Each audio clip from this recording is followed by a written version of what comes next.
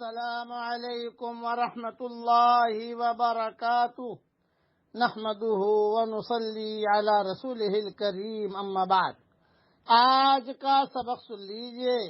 آج کے سبق کی سرخی ہے زنا سے بچیے، پارٹ نمبر 46۔ ایک کتاب ہے ترغیب ترہیب، اس نام کی 2 کتابیں ہیں۔ ایک تو حدیث کی ہے علامہ منذری رحمۃ اللہ علیہ کی، دوسری سلوک اور تصوف میں ہے علامہ عبداللہ ابن اسعد یافعی کی ہے۔ تو 2 قصے میں بیان کر رہا ہوں، ایک پارٹ نمبر 46 میں اور ایک انشاءاللہ پارٹ نمبر 47 میں۔ تو یہ قصہ بھی اسی کتاب میں لکھا ہے۔ ایک نوجوان تھا، اس کے بدن سے ہر وقت خوشبو آتی تھی۔ عطر لگاتا نہیں تھا، لیکن مسجد میں آتا تھا تو پوری مسجد خوشبو سے مہک جاتی تھی۔ لوگ بڑے پریشان رہتے تھے، بھئی تم اتنا عطر لگاتے ہو، اتنی فضول خرچ کرتے ہو۔ اس نے کہا میں ایک پیسہ بھی عطر پہ لگاتا نہیں ہوں، بھئی خوشبو کیسی؟ اس نے کہا یہ راز ہے میرا اور اللہ کا، نہیں بتاؤ۔ تو اس نے کہا میرے والد کی کریانے کی دکان تھی، ایک بڑھیا آئی، سامان خریدا، اور سامان خرید کر اس نے کہا اس بچے کو بھیج دے میرے گھر، وہاں جا کر پیسہ دے دیتی ہوں۔ میں سامان اٹھا کر گیا، وہاں جا کر پیسے میں نے لیے، اندر گیا کمرے میں، ایک نوجوان خوبصورت لڑکی بیٹھی ہوئی تھی، حسین و جمیل۔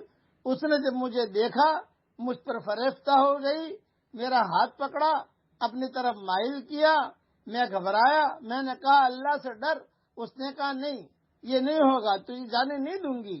چنانچہ میں نے اس سے کہا محلن، تھوڑی دیر انتظار کر، میں ذرا استنجا وغیرہ سے فارغ ہو جاتا ہوں۔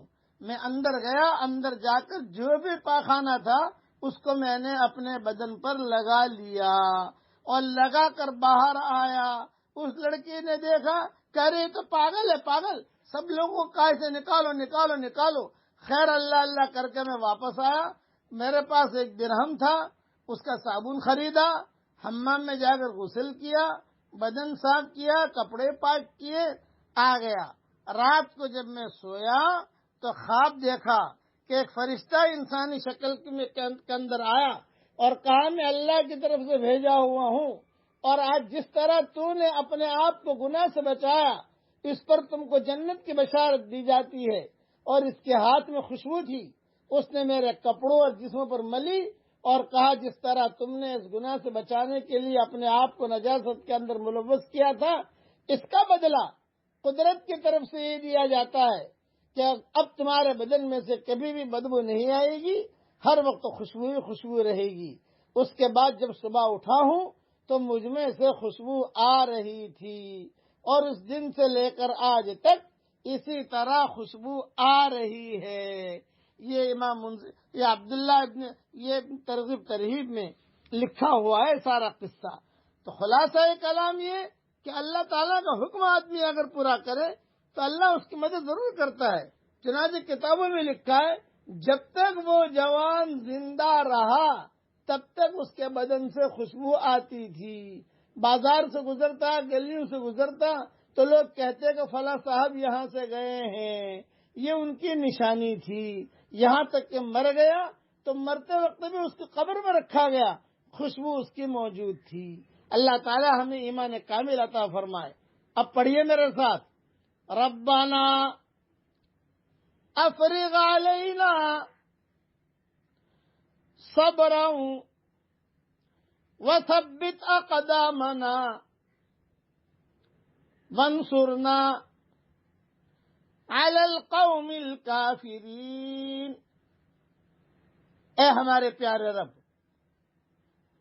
ہم پر صبر ڈال دے اور ہمارے قدموں کو جما دے،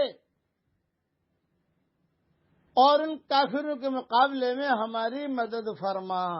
یہ دعا آج کل کے حالات کے اندر پڑھتے رہنا چاہیے۔ یہ قرآنی دعا ہے، اس کا امیجز بنا کر بھیج رہا ہوں۔ اللہ کی ذات سے امید ہے کہ یہ دعا اگر قبول ہو گئی تو سارے نامناسب حالات کو اللہ مناسب حالات سے بدل دے گا۔